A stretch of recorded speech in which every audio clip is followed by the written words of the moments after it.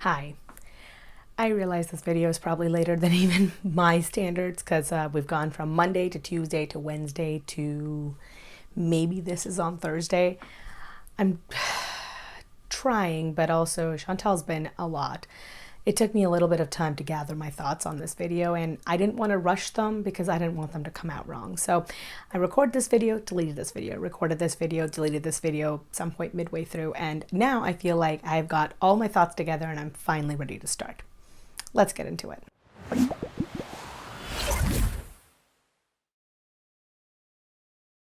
I'm going to briefly go through the beginning part of our week before we get to the video that I really want to discuss here. Boy drama followed by dinner. You guys are probably already aware at this point of what's happening. You guys are probably going to be more ahead in the timeline of Chantal than I am because I always tend to be at least a week behind. That being said, I still want to discuss these two videos because I think they're really important. I think it's really important to talk about what's happening with Chantal right now.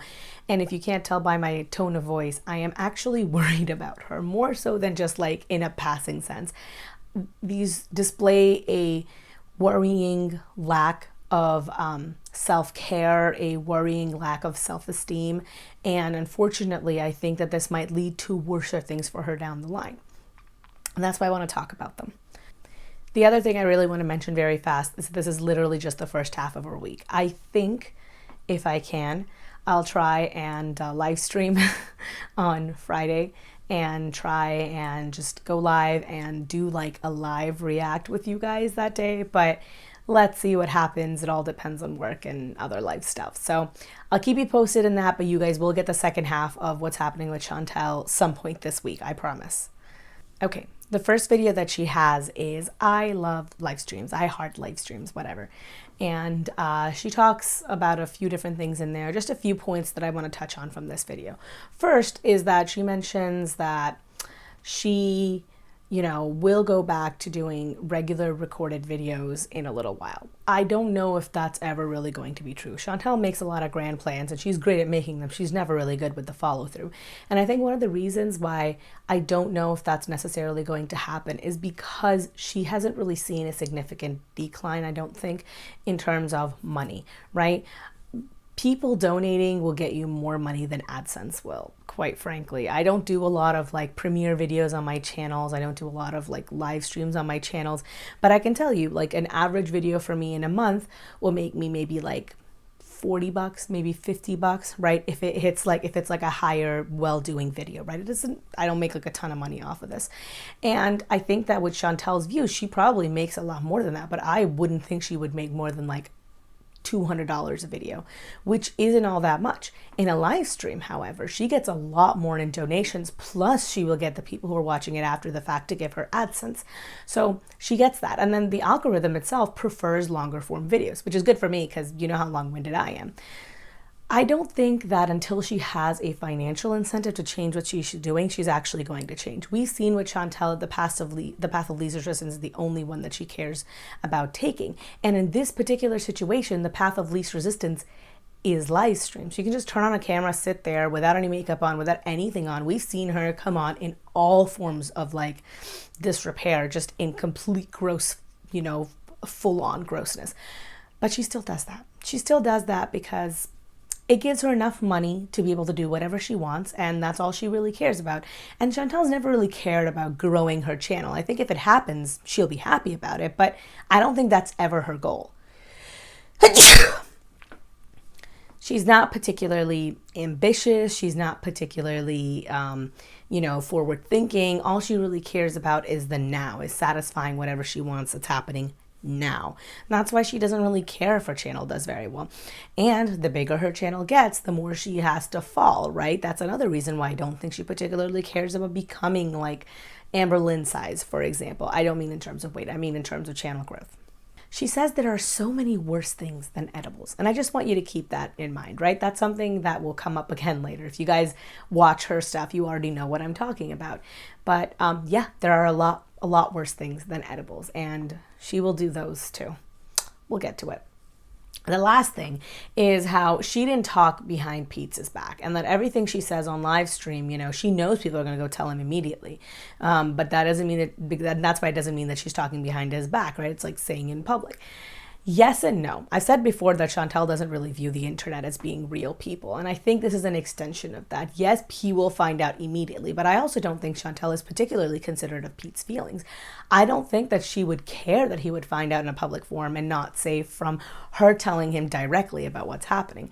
She's not a particularly caring person towards him. It's a theme we've seen again and again and again, where she disregards his feelings, she minimizes his feelings, she talks over him, she doesn't really listen to him, she doesn't show any interest in his interests, and she talks down to him. And she's repetitively badmouthed him on the internet. I don't think she has any respect for him.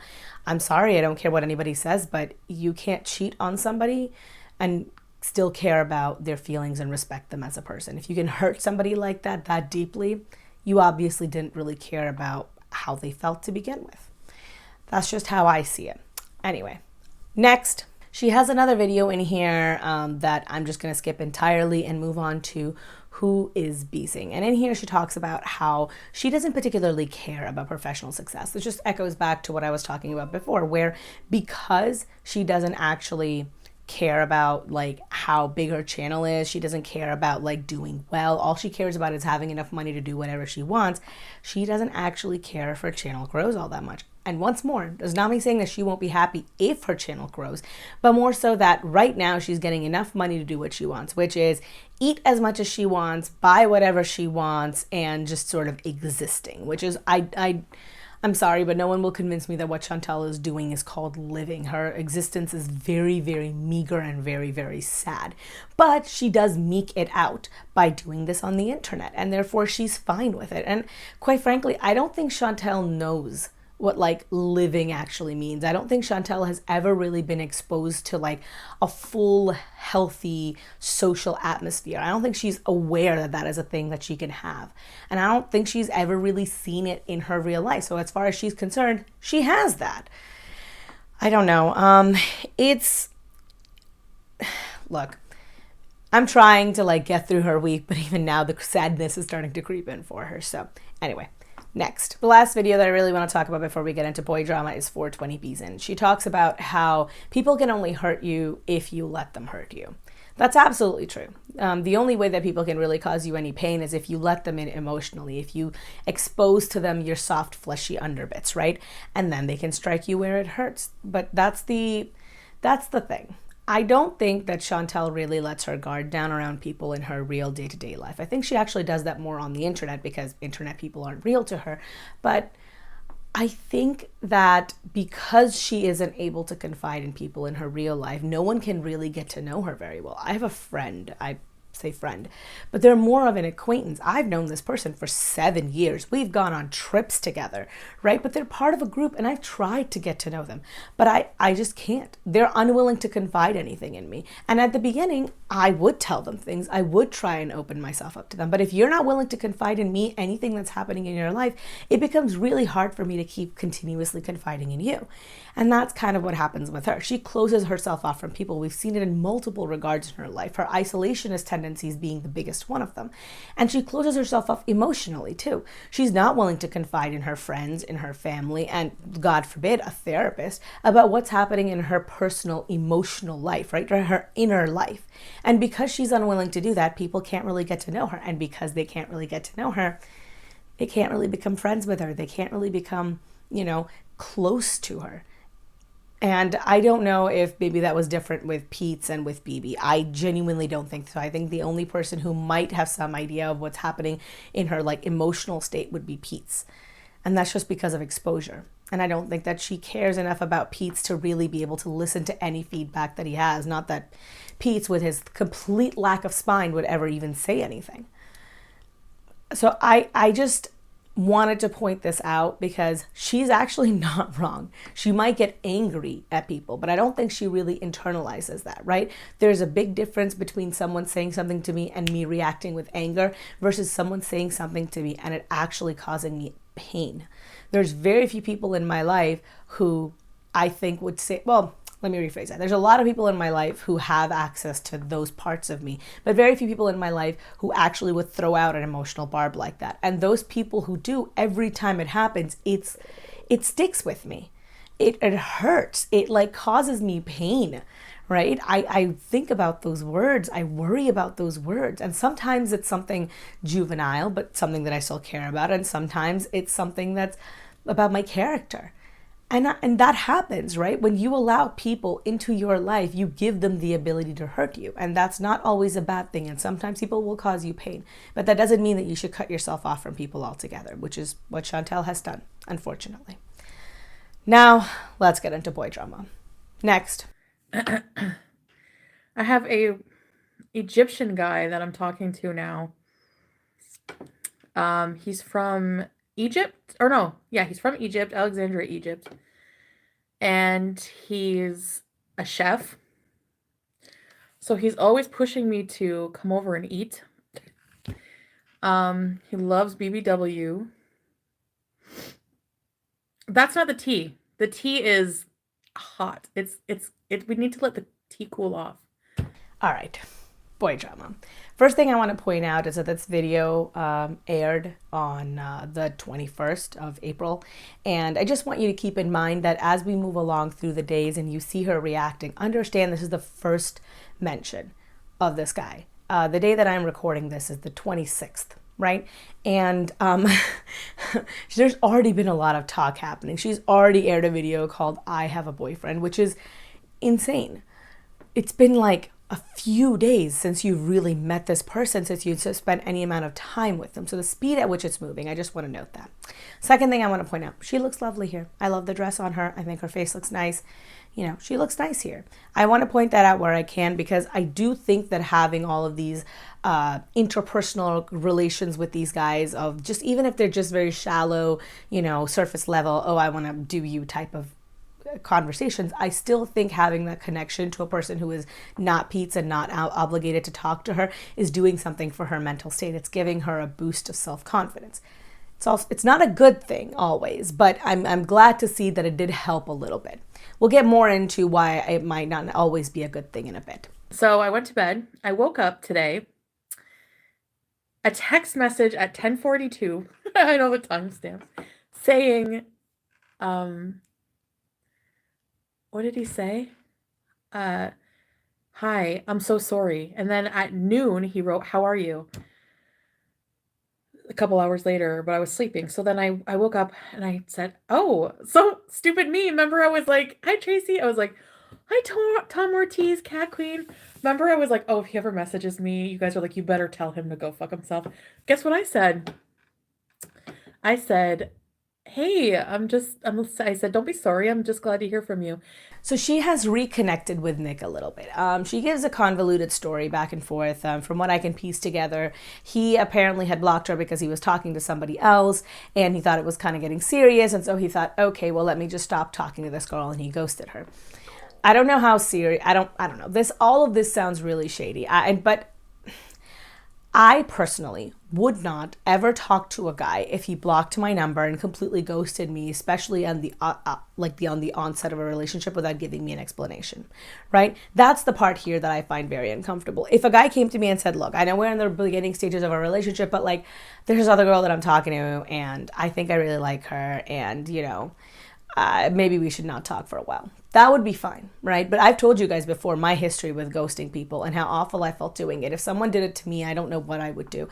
And especially now, like as an adult, I don't think that I could handle that kind of negative interaction, just be able to blow past it. Like, I care too much about my self-esteem to ever be able to look at that person again and think, it's fine. I know they really emotionally devastated me, but what the fuck?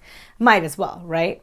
So I just want to keep that in mind here. She sounds so giddy though at the thought of them like hooking up again and like maybe seeing each other some more. It just sounds so juvenile to me, the giddiness with which she speaks of this person who she's honestly only spent like 10 minutes in a car with. He did block me. I know, but you have to be forgiving in the first stages, like when you meet people on online dating, because it's very flighty. It's very, very, very, very flighty. Hi, Brad. So I think I'm gonna see what happens. Look, at this point, I'm not invested. Like, at this point, I'm expecting him to cancel tomorrow. I'm just like, whatever. Like, maybe he'll think, oh, I want to be with this girl. He's trying things out. Like, you know, like I can't fault him for that because You're on there to meet people, you know? You don't just want to stick with one option. But I was so flattered and so happy he said that. And he's still texting me back as we speak. I have to get back to him. See, once again here, she says that she's flattered that he reached back out to her. And I think that's really telling. You shouldn't feel flattered.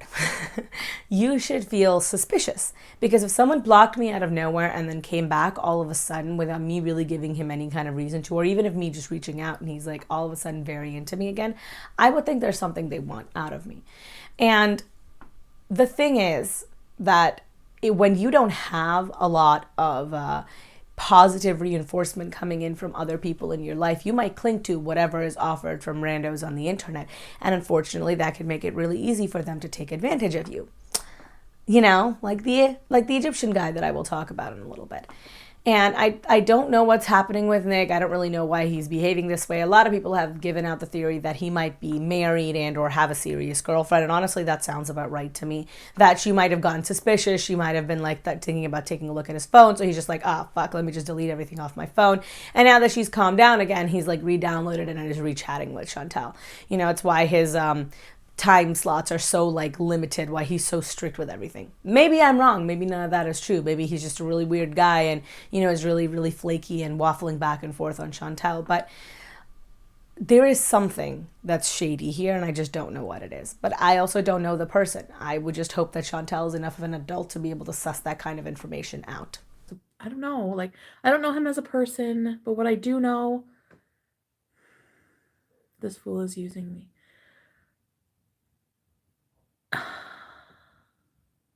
Okay, so the Egyptian guy is very, is it like, I don't know if it's like all Egyptian men, but he's very fucking pushy, like bossy. Like tells me what to do all the time. Like not tells me what to do, but like, yeah, he tells me what like I should like. He got mad at me because I didn't want to go over like yesterday. I'm like in bed, I'm tired. Okay. Oof. All right.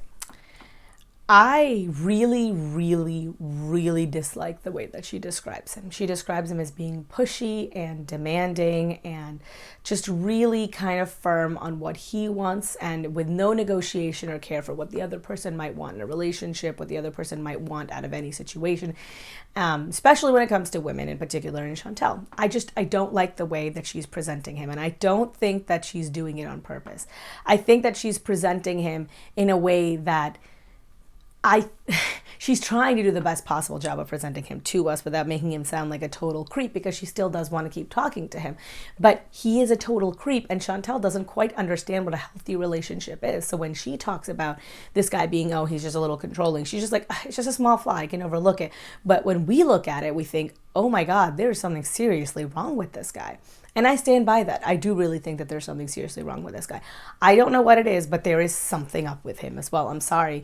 I don't think, like with Nick, I think he's just being like real shady. He might have another relationship, but I don't think it's anything like dangerous. With this individual, the more she tells me about him, the more dangerous he seems to me. And last but not least, no, all Egyptian men aren't pushy and demanding and rude. Okay? Just like all Canadian women aren't Chantal. I don't know. He's just really cute. I know that isn't a good sign. Is this the Nicholas that blocked you? Yes, it is.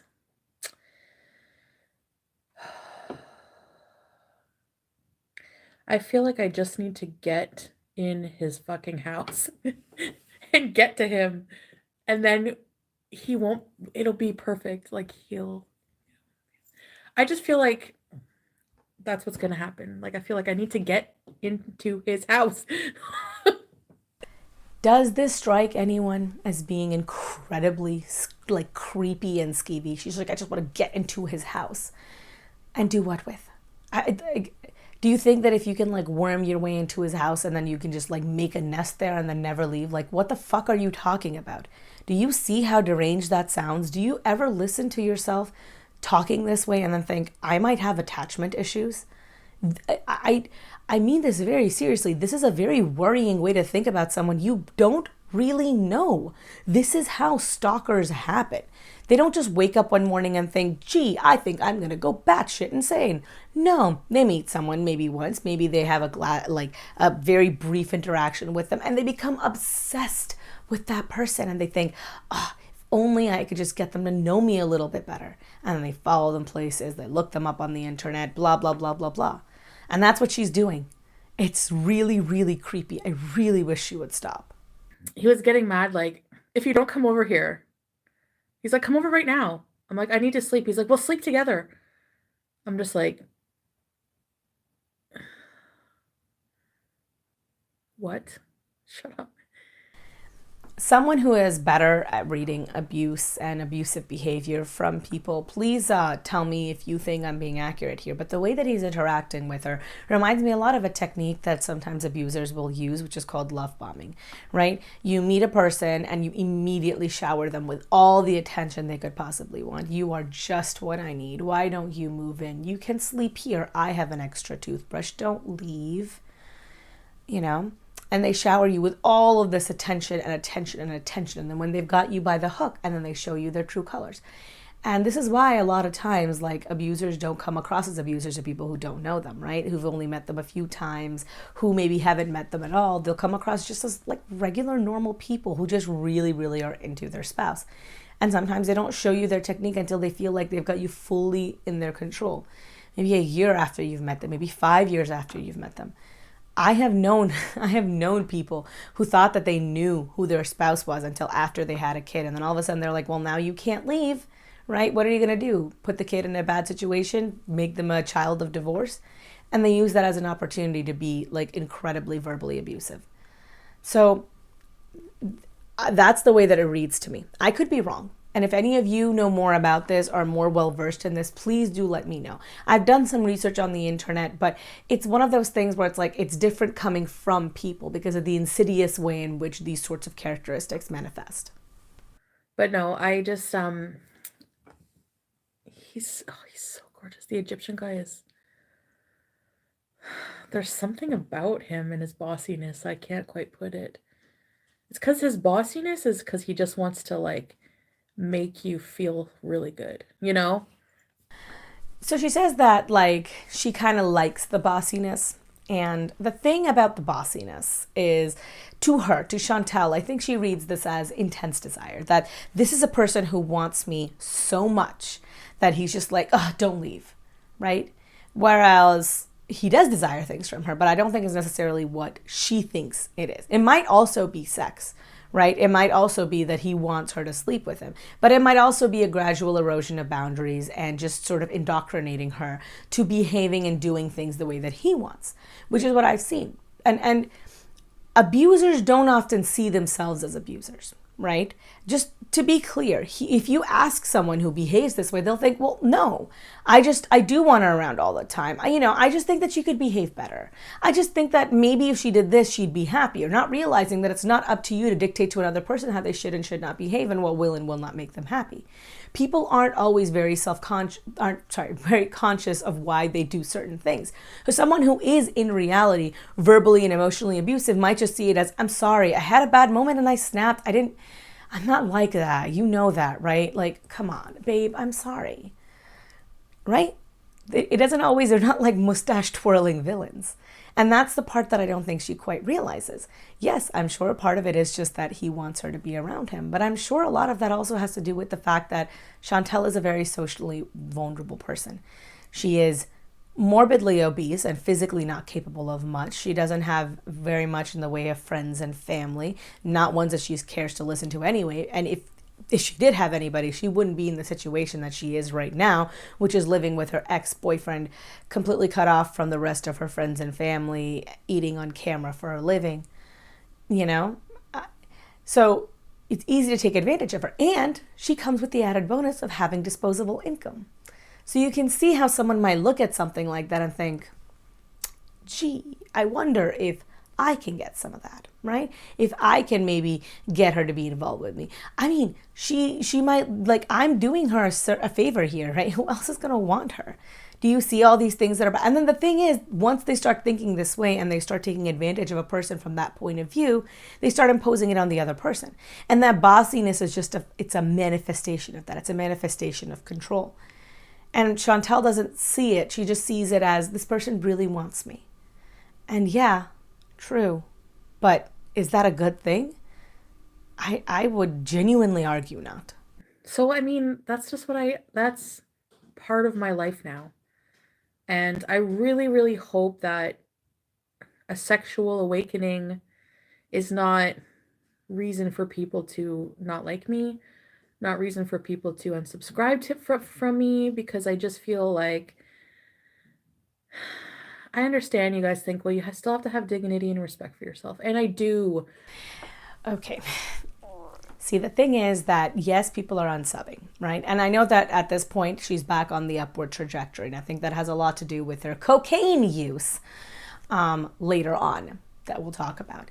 But as it stands right now, right, she's losing subs in her own timeline. And the reason that she's losing subs are because the lives are very long, they're repetitive, they don't really have a structure, and people don't really care about reading back and forth between which of your mods you're talking to at this point, right?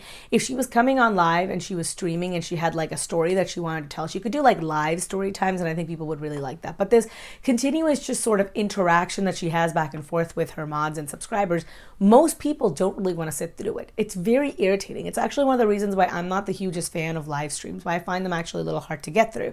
Because if I wasn't there in chat, watching it, especially on the replay, I'm like, I'm not interested.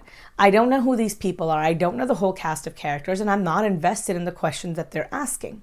And especially with Chantal's lives, where she so heavily monitors what's happening, right? She's got so many very, very aggressive simpering mods who will delete any sign of dissent, and she's never willing to address anything true or really make any kind of meaningful commentary of her own volition. And so it's hard. It's really hard to get through them. And I get why people are unsubscribing, especially because while I don't think that the boy stuff is boring necessarily, the obsessive nature of it can become a little bit much with her continuously talking about it. I'm interested in it, and even I find it a little bit much when every video is like 4 hours of you just continuously talking about how wonderful Nick is when you've only spent 10 minutes with him. She comes across honestly as unhinged, and more importantly as sad. It's already a sad, sad reality for most people out there. We're not invested in it like this anymore, you know? Nicholas, for example, he lives alone. So I think people who live alone are allowed to join a household or have like somebody in their life. So same thing with this like Egyptian guy. He lives alone. Another big reason why I think people are unsubscribing is because of the heavy amounts of cannabis use on her channel. It's legal where she is, and I have no moral objection to it as long as you are over the age limit and you're doing it safely and not endangering others. I have no like issue with using cannabis at all. But Chantal uses it a lot. She uses it a lot. And I think that people generally who are using cannabis have a good time, but the people watching them who are sober, not necessarily. Like, I find her extremely stoned lives to be some of the worst content I have ever seen, because she's somehow even more boring than she is regularly. Jason, I know, but okay, let me try and explain. Try to have an open mind. Try to see on the other side, okay? I really felt a connection with this guy. I have an instinct that we could have something good. All he needs is to give me a chance. And I think it just looks pathetic to people because normally it's not the woman chasing a man. It's like a big no-no to do that. But at the same time, that's the name of the game. It's like I met him once for 15 minutes. He doesn't owe me anything. He had his reasons to do what he did, like delete all his apps or whatever. People do that all the time. I do that all the time. I'll be talking so nice to a guy and then I just, nah, I don't want to invest any more energy into this or whatever. Chantal, you don't live alone. You live with Pete's. I don't understand what you're talking about. You have a roommate. I don't know.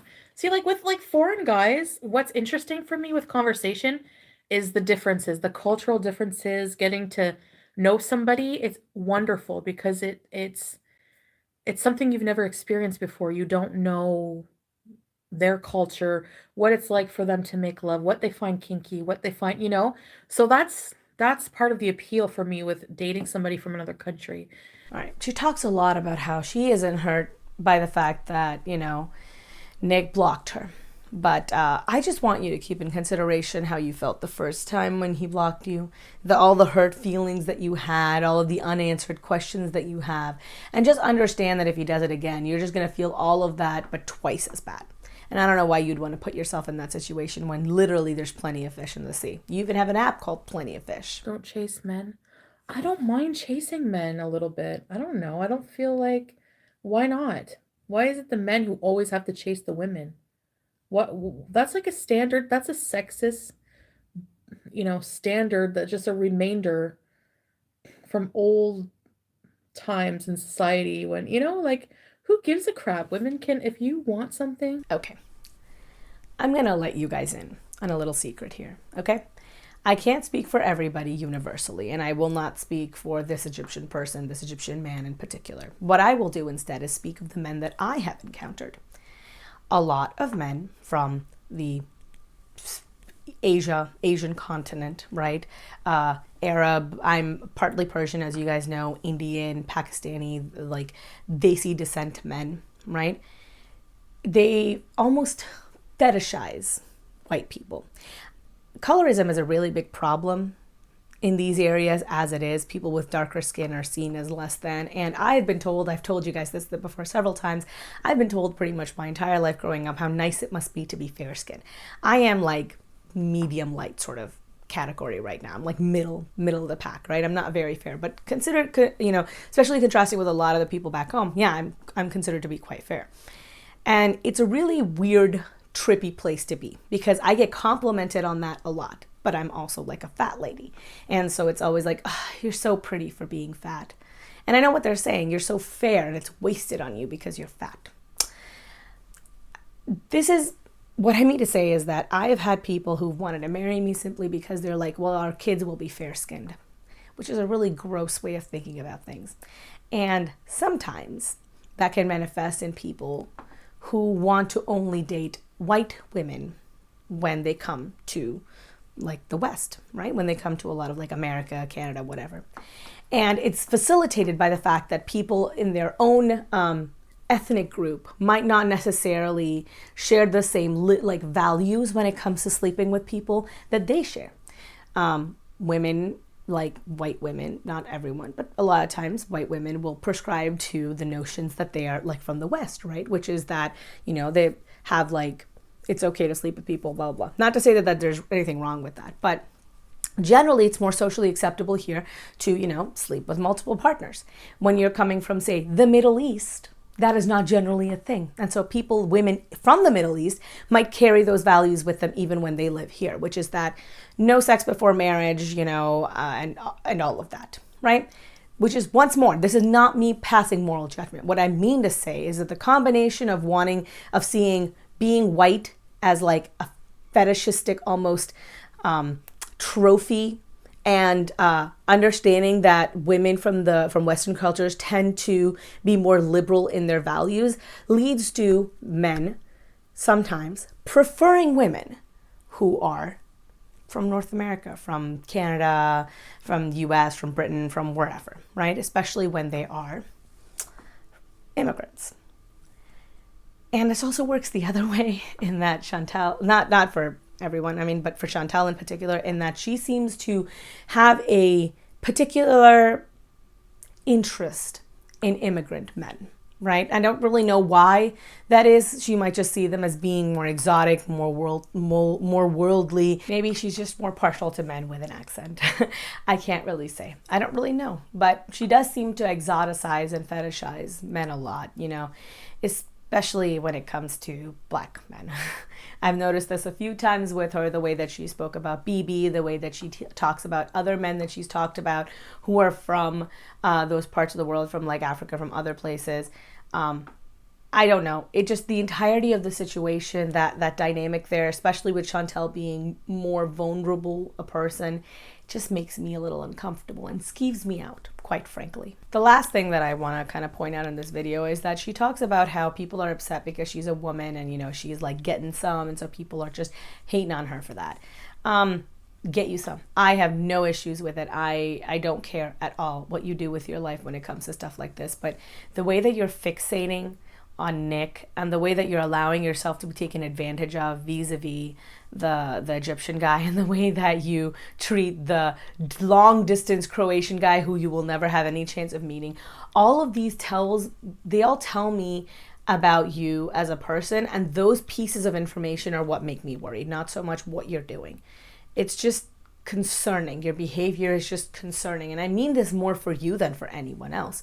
What you do speaks very much so of a very insecure person who just wants anyone to care about, who just wants anyone to show them affection. And you're looking for it in the wrong ways. And rather than trying to work on yourself and trying to figure out, why am I like this? Why do I think that way? Why do I think I'm worth so little? Instead, you're just throwing yourself into an emotional relationship the same way that you threw yourself into edibles, the same way that you threw yourself into food.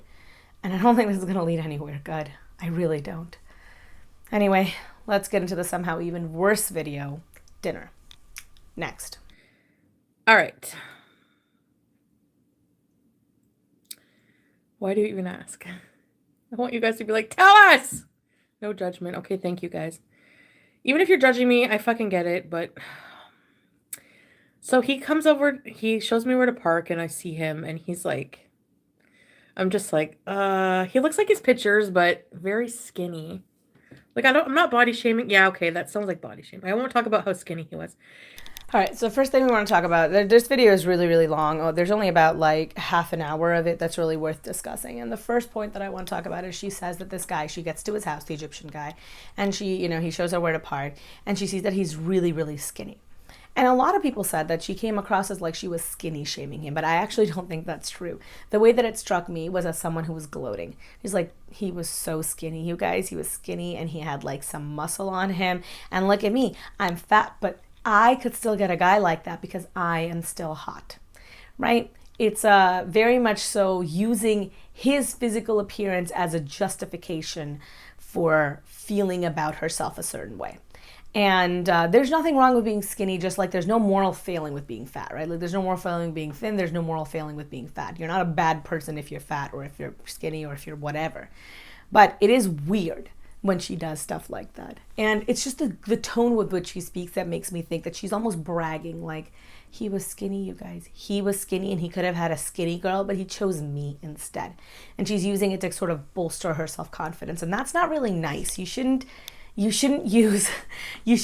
base your self-worth in what someone else thinks of you. It's just generally a recipe for failure and letdown. I think he's Muslim, but he's not practicing. We're not making fun of skinny people. I just wanted to describe his body type. I like skinny guys because they have, you know. So two things here. She mentions that, you know, he is a non-practicing Muslim. That tracks. If you guys don't know, currently it is Ramadan, and so most practicing Muslims are fasting right now, and some practicing Muslims are not fasting right now for various reasons. There are like a lot of caveats and who can and cannot fast. It's very complicated. Anyway, what I mean to say is that if he is not fasting and hooking up people and also doing cocaine, probably a good bet that he's not a particularly practicing Muslim. Also, I just want to point out here, some people are saying that they don't believe that he's real. I genuinely think he is. There are too many red flags about this guy to really think that he isn't real. Right? Chantal would never make up a person who was this problematic. I think she would have gone with someone who seemed more like normal and well-behaved. I had all my fucking hair powder in my head. This is so embarrassing. You guys are gonna fucking die. This is what I want to tell you because it's a funny story time. So, ow. I'm in a lot of pain. So, okay. All right, she mentions this a few times where she goes, oh my God, you guys are just gonna judge me, or, you know, stuff of that variety, where she's saying one thing but her face and her tone of voice imply something else. She's saying, oh my God, you guys, I was really bad, but the tone of her voice says gleeful. Oh, look how wild I was, look how naughty I was. All those stories you guys said were fake, they're not fake. I'm actually like this. That's the impression that it gives here when she talks about stuff like this. It doesn't come across as, guys, I fucked up. I made a series of really bad decisions, and it led me to doing something that I probably shouldn't have done. It comes across like, oh my god, you guys, I was so naughty. And I'm not sure that I like that. I'll be very honest. I find it quite upsetting. I really don't like how much she's reveling in the fact that she has a story to tell that's like so wild. And she's like, I am everything I say I am. It comes across as, first of all, desperate and a little self-absorbed, and speaks of very low self-esteem, but also of someone who's willing to go to dangerous lengths to do stuff to prove to people that she is who she says she is, which is really not a good idea when you're in as dire health straits as she is. So to ease the mood, he starts smoking. He lights up this Moroccan hash, and we get totally fucking baked. And then he like I don't want to say this, but you guys are going to be so... I don't do this on a regular basis. I don't even do it really, but I did it for some reason. I did it, and it's not good to do. And if that changes your perception of me, I apologize. But I did he busted out like a bunch of lines of cocaine. Boo. I know. She starts the night with Moroccan hash, followed by cocaine, which he just has lying around. And then she says, guys, I was beezing so hard. Here's the thing. This is not beezing. This is dangerous. I don't really know what beezing is, but from what my understanding of her repetitive use of this word, it's more like misbehaving, doing stuff you know you shouldn't be, but still doing it anyway. That's like, when a kid eats a couple of fistfuls of sand, they shouldn't be doing that, right? And it's probably not good for them, but it's not like running into incoming traffic, which is emotionally the equivalent of what she's doing right now. She's putting herself in an incredibly dangerous situation just because I don't really understand why she's doing it. Yeah, I told you I beezed hard. All right. So I did that. I know. I know. I never do coke, obviously. Like, I don't, Okay, when I used to party hard, when I would party, I would do it. But for me, even though I have an addictive personality, it's not a drug I really like. It's not something, Okay, but was this a party? Because you're saying you used to do it at parties. This isn't a party. This is you hanging out in one dude's apartment. So, why did you do the cocaine? And also, I just want to point this out really fast. How many of you guys know how to find cocaine? I don't mean to be glib. I mean this very genuinely. I know 8 places I can buy weed if I want to, right? Legal and illegal. But I don't know anywhere where I can buy cocaine. I don't know anyone who sells cocaine. How do you find that stuff? How would he have found it unless he has a source? And that's how I feel. I mean, I don't think that sort of drug isn't a drug that people do at necessarily just to do, right?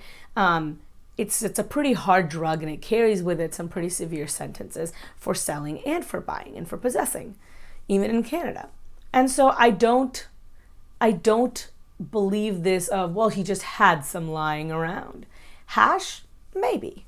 Cocaine? Unless he's a semi-regular user. Nah, son. I don't think so. He, from the time we got in the bedroom, no clothes, just constant touching me and wouldn't leave me alone. I'm just I fucking need a break. It was constant. And he didn't sleep. So he didn't sleep from all day and night. He went to work. He ended up going to work. Then, I think I did maybe 4 or 5 lines. So, I just leaving this in here. Apparently he wouldn't leave her alone, and then she did 4 to 5 lines of cocaine. Good. Neither one of those two are worrying at all. He fell asleep.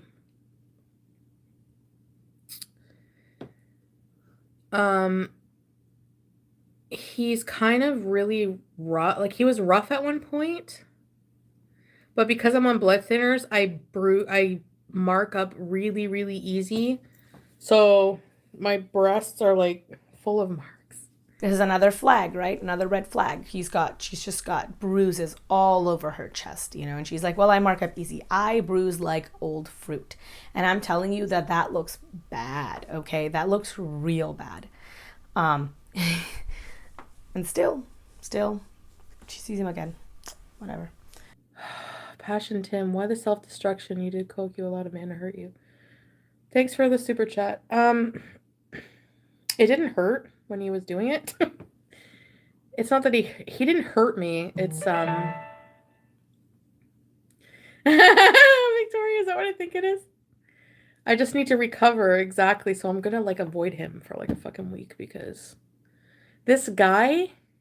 But I recommend avoiding him forever just because he seems clingy in an annoying kind of way. Yeah, I know, but you just have to stink out after, that's all. I don't know if he's... Do you think he's abusive? I think he's just... Tough to tell. I mean, that kind of possessiveness. Well, speaking of possessiveness, I was messaging in my fucking... on my phone, and it was... I think it was you. And he's looking at me, and he's like, who are you texting? So I didn't know what to say. I was just like, my friends. Once more, I have no comment on this on her comment. I just want to leave this in here so you guys can see the way that she's justifying it in her own head, the way that she's weaseling out of her own words, the way she's providing excuses for his behavior, covering up his behavior, so that when she inevitably sees him again, you know, she can well say, "Well, I said this. Do you not remember when I said this?" I did it, you know. She's got to give them some content, right? Yeah. She's helping them out. Yeah, Eric. All those reaction videos. Thank Chantal for providing you with content. Thank you. Truly, Chantal. My life is not complete without you providing me with this content to talk about on the internet for a few dollars every month. At the expense of, you know, me hanging out with friends or doing something else during a pandemic. So thank you, Chantal, so much for providing me with this content. Lord knows that before you provided me with this content, I was like a fish without water. But now that you're talking about this stuff, now that you're doing cocaine for me, essentially, I just want to say thank you. You know, please. I just know I appreciate that you're doing cocaine for me. Okay? Also, Pete's is an incredible asshole. I've said it before that I think Pete's is incredibly performative, and this is just another way in which it comes across. He's willing to say all the right things and believe in all the right things. But when it comes to actually doing something about his friend who is getting into a hardcore drug with someone who could be abusive, he's just like, it's fine. I see you, Pete's. You haven't escaped. My judgment, that is. I'm not high. Anyways, so that's what I did. I don't know if I'll still see him. This is just such a clear tactic of not wanting to talk about what's happened. I'm not high anyways. And then she goes on to bitch at Karate Joe. She tries distracting them. When that doesn't work, she gets mad at Joe. Because apparently she doesn't want to hear what he has to say. And you guys know I think Joe's a giant creep, but he's not wrong. I lost 100 followers. Oh, well. I really don't care. Like, you know, if people, like I said before, if they want to unsubscribe, then unsubscribe. If you don't like what I'm doing or, you know, I mean, I don't know. Honestly, it was fun. I don't think Chantal cares about people unsubbing. I genuinely don't think that she cares if people unsub, because the core group of people who she always talks to are still going to be subscribed there for the most part, right? Yes, I know about Joe. So she doesn't really care if people leave. I don't think she's going to care until it really starts impacting her bag.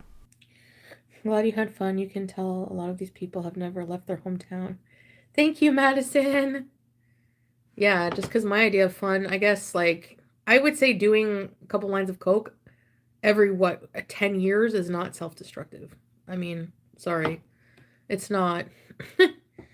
I have two last things to say here. The majority of this video, especially the latter half of it, where she's just complaining to people and being mad at people about the fact they have opinions about her poor decisions in life, that's just her being a toddler. She's just having a temper tantrum. She wanted to come on so bad and gloat to everyone and be like, see, I am actually that wild party animal I tell you guys about. And when people didn't enjoy it, when people started actually being worried about her, she got instantaneously defensive. And I think it was Milk Tea Reacts who said this, but she is the type of person who will cut off her nose to spite her face. And I absolutely 100% agree with her on that. Chantal will do just about anything to prove people wrong because that's who she is on the inside. She lacks the level of maturity required to just understand that sometimes everybody disagreeing with you means that you did a bad thing, not that the world is against you and you have to prove everybody wrong. She has no ability to internalize any of her own flaws, and quite frankly, it's a problem. And the last thing I really want to talk about here is that she talks about, well, everyone is just, there's nothing wrong with doing cocaine every once in a while. These are just people who've never left their hometowns and, have not very well traveled and whatnot. And I traveled all over the world. I'm going to travel more. I'm going to see the whole world before I die. That's my goal. But doing drugs is not living. Right? Especially not hardcore party drugs. I would say somebody who takes like ecstasy at a massive rave, maybe once in a year, twice in a year, whatever. Yeah, cool. That sounds like fun, right? But someone who does 5 lines of cocaine in the house of somebody they just met, that doesn't speak to me of someone who's a real, really living their lives to the max. It speaks to me of someone who's living a very sad and desperate and pathetic life. I don't know why people equate drinking and partying and doing drugs with not having a good time in life. I don't do anything. I've told you guys this multiple times before. In that regard, I am quite boring. But I have a great time. I have so much fun. I really enjoy my life. I build things in my house. I see my friends fairly regularly, especially now that my entire group is vaccinated. We hang out pretty much every weekend. I go hiking. I go traveling. I have a partner who loves me. I drive places. I enjoy cooking things. And I go eat at lovely 3-star restaurants, right? Like, I see my parents. I have friends and family who actively want to see me all of the time. Like, I'm not bragging here. I'm saying that I have a full social life, and you can too, without the use of any recreational drugs. And if you choose to do drugs every once in a while, legal stuff like cannabis, or have a drink at a party, or even smoke, I don't think it's really necessarily the biggest deal. Unfortunately, what Chantal is equating to being alive is that, well, if you don't do the hardest of hard drugs, if you're not down for everything, then you're a prude. No. People just have boundaries. My boundaries are different than my partner's boundaries. They're different than my brother's boundaries. They're different than anybody else in my life's boundaries. Everybody has their boundaries where they feel comfortable. This is where I feel comfortable. I don't like being incapacitated in any regard. Hell, I didn't even like taking drugs when I got my wisdom teeth removed because I like being in control of my own actions. Also because I cried for 20 minutes because they gave me the gas thing to numb my face. And then I cried for 20 minutes about the fact that Hughes dies in every single iteration of Full Metal Alchemist. You guys don't even know. It was awful. There's a video of it. No, I will not show it to you. It's just, that's how I behave. And I don't like the fact that she's making it out to be something other than what it is. Look, this is part 1. Her week is longer. There's more that I want to discuss here, and I won't be able to get to it. So either it's a react like this, or I go live and we discuss it live. I don't know yet what I'm going to do. Either way, though, you'll get the second half of this soon. And then next week, next week we're going to have to talk about that tacos video. Anyway. If you guys like this video, give me a thumbs up. If you guys hated this video, you can give me a thumbs down. That's totally okay. I respect everybody's opinions here. Subscribe if you haven't already subscribed. Hit the notification bell down below and hit all if you want to know when I upload any videos right away. I've got all my social medias linked down below. I've got Instagram where I've got food stuff and live stuff. I've got Twitter where I'm a little toxic and petty but easiest to reach. And I've got Patreon. Think of Patreon as the tip jar for the internet. So if you like the job that I'm doing here and you would like me to continue, hey, consider tossing a few coins in my direction. You don't have to. It's not necessary, but I really do appreciate it, and I really, really, really want to upgrade this mic. Thank you guys so much for watching. As always, I'm Jasmine, the sequel, and I am not relatable. Peace. A special thanks to my patrons, Acrophobe Christina, Courtney EP, Gigi Wee, Wild Rose, J.M. Beans, J. Thomas, Lauren Chris, Michael B. Petty, That British Unicorn, Sky Andropolis, Sonia P., Xanthal, Debbie Elliott, D. Higgins, Juliet Q, and Kate O.